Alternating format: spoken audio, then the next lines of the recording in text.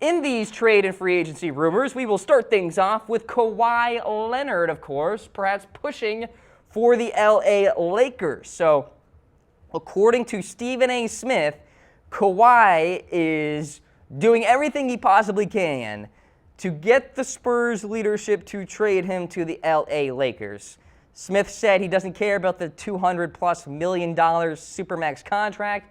He simply wants out of San Antonio. Now, Leonard is an LA native, and it's obvious why he wants to go back there, of course, to go back home and get paid, too. I mean, LA has a couple of max contracts to shell out this offseason. But the Spurs leadership reportedly just slammed the door on the LA Lakers when they called to inquire about a Kawhi Leonard deal. The conversation didn't even get to the point where they're talking about players.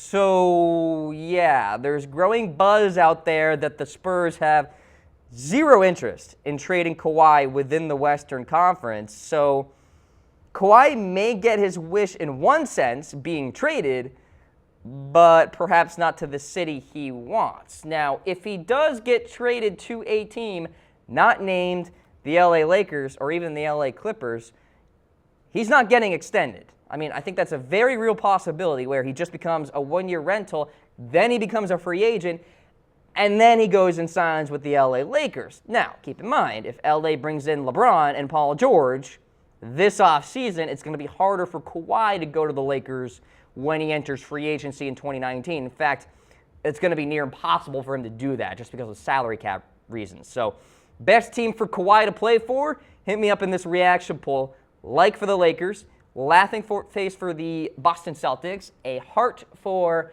the 76ers, which I'll talk about later, and a wow face for the Cleveland Cavaliers. Now, you can believe what you want in terms of all these rumors and all these reports and whatever.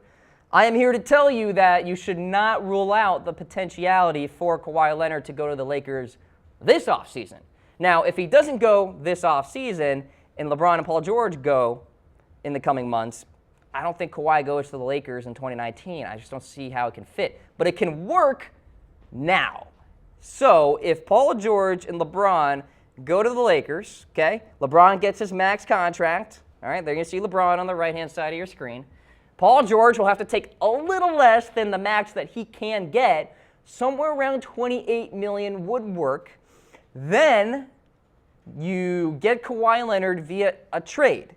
So the trade will have to involve Brandon Ingram, and then it also have to involve getting rid of Dang's contract, and then perhaps getting rid of Julius Randle as well. So a ton of variables are at play here for Kawhi Leonard to go to the Lakers. The easiest scenario out of these three that you see on your screen is, of course, LeBron going to LA. The second easiest is obviously Paul George going to LA, but there's some growing buzz that maybe he stays with the Thunder. The third easiest, and I guess the hardest to put it, would be Kawhi Leonard to go to the Lakers via a trade.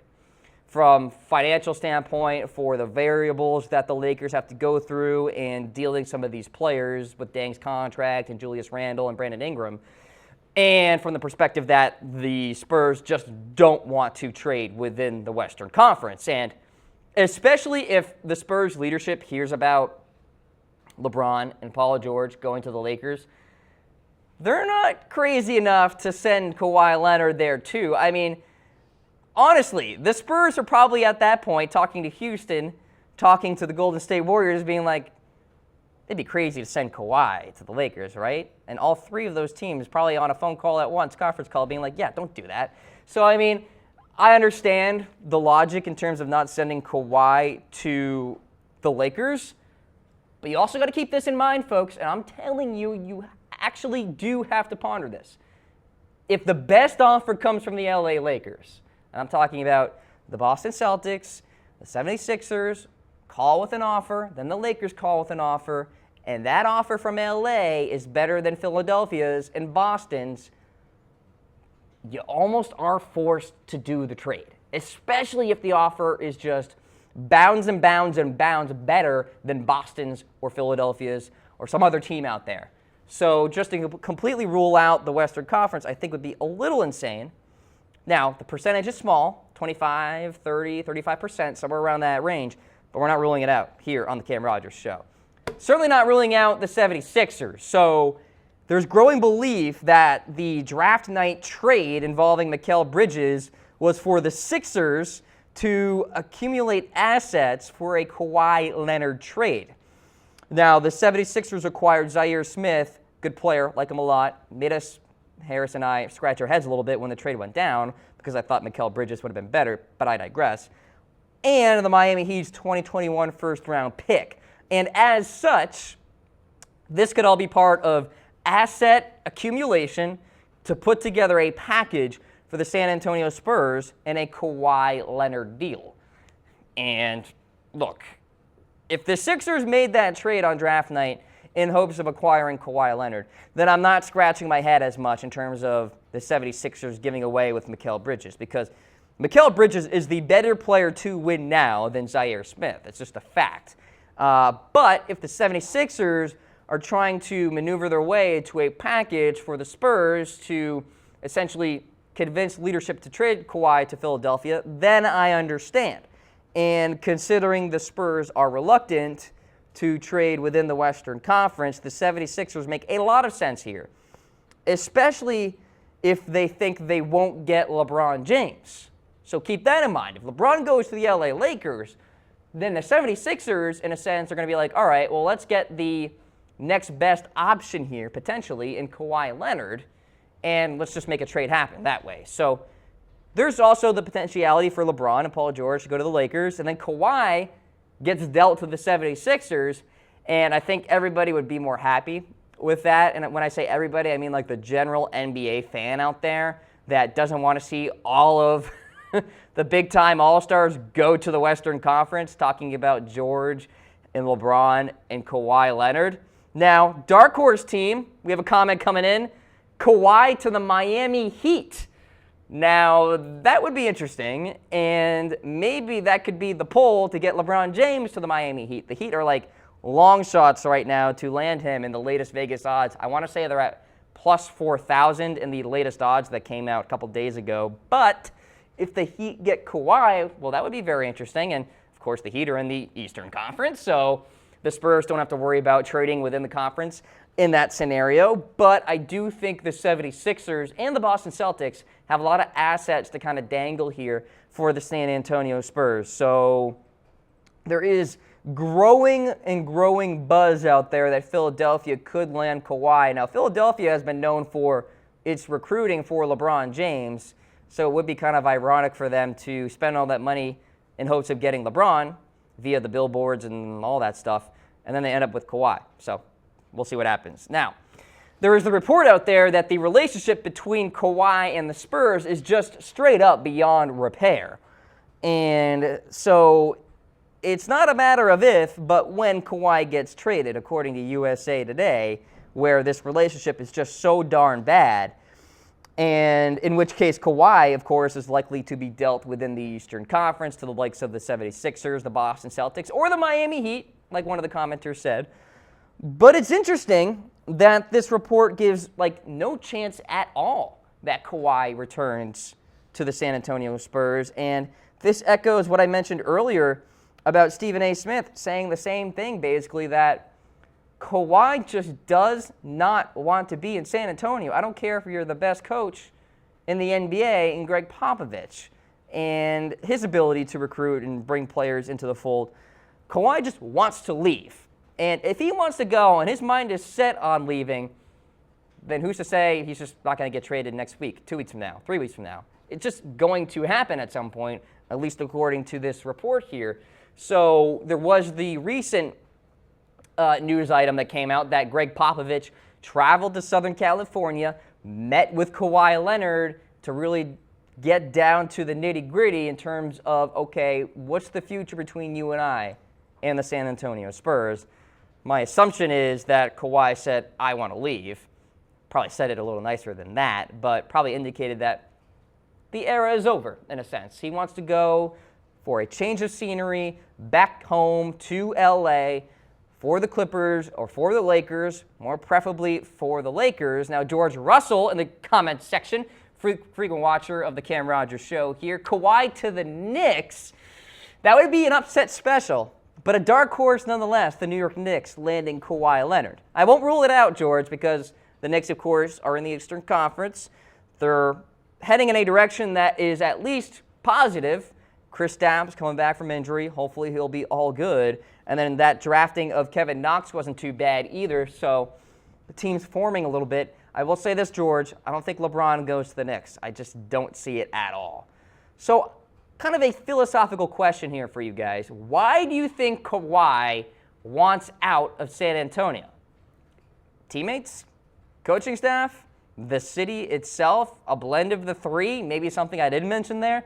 Be sure to let me know. I'm kind of curious to what you guys actually think about this, because this whole Kawhi Leonard thing really turned into quite a mystery, especially during the postseason. One of the key takeaways for the Spurs was that Kawhi just never showed up, and it was really weird to kind of break down because we didn't know if he was healthy, or we learned that he was physically healthy but not mentally healthy. So it was just this weird situation. If you go back to that postseason and you still think that Kawhi is staying in San Antonio, I think you're reaching a little bit. All right, so there you go. More NBA rumors to get through, but first, you're watching the Cam Rogers Show, presented by Autolist. Looking for a used or new car? Tired of browsing a million sites? Go to Autolist.com to browse the largest source of inventory on the web, or download their top-rated mobile app for iPhone or Android today. Hit me up on Twitter, Facebook, The Cam Rogers Show. I'm verified. DM me with any questions you guys have. Hit me up on Twitter with any questions you guys have. I will be sure to go back and answer after the show is over. I think I got to everybody in my DMs on Twitter from draft night. It was very fun to be along for the ride with you guys, and Harris alongside as well. And of course, don't worry, if anybody's asking, and I thought I saw a few comments, Harris will be back on the show in future episodes, so don't worry. All right, let's continue along with some more rumors here. Now, the Cavs, didn't mention them, are inquiring about Kawhi Leonard, and apparently there's no traction between these two teams. The Cavs are doing everything they possibly can to retain LeBron James, and why wouldn't they? Look at the Colin Sexton pick, look at the Kemba Walker rumors, and now the Kawhi Leonard rumors.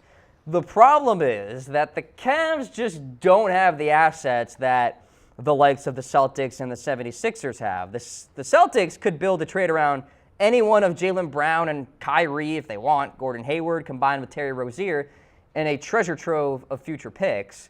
The Sixers could offer a package center on really any number of players here, 2 or 3 from the group of Markelle Fultz, Saric, Covington, Zaire Smith, might entice the Spurs a little bit, and combine that with Miami's unprotected 2021 first-round pick, you've got a pretty darn convincing package there. The Cavs simply can't match that. So there's a dialogue, but doesn't seem very likely right now for Kawhi to go to the Cleveland Cavaliers. All right, how about Chris Paul? Is he back with Houston, or will he be back soon? So the report is there's a strong sense that Paul returns to the Rockets, despite previous reports indicating there's some tension between Houston and Paul. There was always the thought that Chris Paul would sign a long-term deal with the Rockets, right? But the impending free agency of LeBron James, I think, could actually just throw a wrench into all of that. Now, if there is a long-term deal with Chris Paul and the Houston Rockets, it ain't going to come cheap. And we have a breakdown here of a max contract with Chris Paul, and it's a lot of money. And the money obviously grows as the years go on. This is, by the way, assuming a league's projection of $101 million cap number, and the Rockets offer max 8% annual raises. So that's the rundown of Chris Paul's contract, $35, $38, $41, $43, $46.7 million for the 2022-2023 campaign. Paul will be 38 years old by the time that contract expires, and given Chris Paul's injury history here, that could be a risky deal for the Houston Rockets. So maybe that's why there's some tension, right? Chris Paul wants the max contract, and he wants those numbers that you just saw on your screen. And then you got Houston leadership being like, well, yeah, but you've been on the injury report quite a few times in recent years, and we missed you when we needed you most in the postseason against the Golden State Warriors. Why would we give you a big-time contract? And then Chris Paul's like, all right, pulls out his phone, starts texting LeBron James, and starts planning some sort of move to wherever LeBron and Paul want to go to. So should LeBron team up with CP3 in Houston or maybe somewhere else? Let me know in comments. And I'll tell you, if Houston isn't willing to do this max contract breakdown, Chris Paul and LeBron are going to have an increased dialogue, even more so than what they probably have right here at this very moment. Because I bet you there's a LeBron James, Chris Paul, Paul George, Kawhi Leonard group chat out there somewhere where they're just talking about all of this. All right? So keep that in mind. How about Zach LaVine and his future with the Chicago Bulls? Seems to be uncertain. So he's said to be a restricted free agent, and the latest buzz is that the Bulls no longer have universal support in their point guard. And they used to. They used to love this kid, obviously, and they won't blindly match any offer sheet that comes out, according to this report here. In fact, they might actually just sit back and see what kind of money LaVine gets from other teams, see where the market is at, and then just go from there. Now, Chicago acquired LaVine in a 2017 draft night trade with those Minnesota Timberwolves. 23 years old, appeared in 24 games his first year in the Windy City after suffering a torn ACL midway through that 2016-2017 campaign. So Zach LaVine may not be coming back to the Chicago Bulls, or at the very least, the Bulls aren't going to jump and then just blindly match any offer sheet that comes to the table here. They're going to take their time and then kind of sit back and evaluate things. So we'll see what happens there with the future of Zach LaVine in Chicago. Could be no more. All right, how about Wilson Chandler? Well, he's going to exercise his option with the Denver Nuggets. $12.8 million at that. Chandler kind of played a workmanlike role for the Nuggets last season, more than 30 points a game in 74 games, 10 points a night, even on average, and shot 35.8% from three, not too bad. He was at the center of some trade rumors last year because he wasn't happy playing small forward. He actually prefers power forward. But if you look at the lineup for the Denver Nuggets right now, it just doesn't lend itself for Wilson Chandler to be a power forward. It just does not. So he's going to have to obviously be happy with small forward, and according to this report, it sounds like he's okay with it if he's exercising his option there. So Chandler returning to the Denver Nuggets. Meanwhile, Melo returning to OKC. This is not a surprise. 34 years old, has opted into his contract, and it's $28 million worth. Not too bad. Of course, the Thunder traded for Melo and Paul George to join Russell Westbrook before last season. Anthony, by the way, became the 21st player in NBA history to reach 25,000 points last season. Only two other active players, LeBron and Dirk, are in that club. However, you look at Melo from last season, he didn't play that typical isolation ball that he has been so successful at in his career. More of a catch and shooter last season, and then he averaged just 16.2 points per game. Now, like I said, Melo has always been an isolation guy, and obviously it's hard to turn down a quick $28 million, and it sounds like he's okay with improving upon his catch-and-shoot game.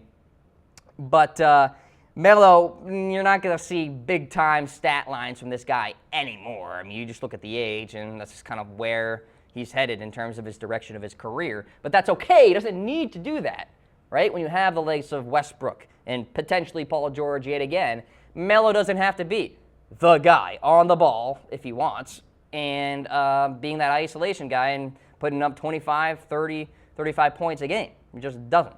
So he's returning to OKC on $28 million. Not too bad. How about this? Interesting storyline. Keep an eye on DeAndre Jordan as we go throughout the coming days, because the Mavs apparently forgive him for that fiasco back in the summer of 2015. If you don't know what I'm talking about, way back when, Jordan verbally committed to the Mavs, only like last second to switch to the LA Clippers. So the Mavs are apparently willing to put the past behind him. I mean, it was 3 years ago. I mean, why wouldn't they? And are willing to sign DeAndre Jordan if he wants to join the squad, of course, and if he decides to not return to the LA Clippers and opt out of that contract there worth $24.1 million. So the Mavs obviously want a big man. I mentioned the Mavericks earlier today, and perhaps a Gortat trade to get Gortat, but maybe they can get DeAndre Jordan, which would be an upgrade over Gortat, no doubt about it. No interest in Dwight Howard, by the way, according to this report. But keep in mind DeMarcus Cousins. He could be part of some rumors as we go forward here. But DeAndre Jordan makes a lot of sense. Now, DeAndre apparently wants to go and play for the Houston Rockets. There was a report out there that came out, a few weeks ago, I think, that DeAndre really wants to play for the Houston Rockets. And, hey, he can at least go back to the state of Texas and play for the Dallas Mavericks if he so chooses. So this is going to be a very interesting offseason for Jordan because he likely won't get that $24.1 million price tag if he opts out. And apparently he wants out of the LA Clippers organization, and I guess he's going to have to take less money because just teams out there don't have the salary cap space generally for a center with $24 million worth. I mean, they just don't at this juncture. So the Mavs are actually in a fairly good salary cap situation, but it's all relative because a lot of these teams are really strapped. You've heard Woj talk about it on the many programs out there that, yeah, I mean, it's just kind of one of those years in the NBA where salary cap space is coming at a premium. All right, so DeAndre Jordan could be on his way out at some point. We shall see. All right, folks, this has been the Cam Rogers Show presented by AutoList here on YouTube Live, Facebook Live. If you missed any of the program, don't you worry. We are replaying it for you guys. I will be back here on Wednesday, 10 o'clock Eastern Time. Remember, hit me up on Twitter. Any questions, be sure to let me know. I'll answer them as I can. All right, folks, see you Wednesday.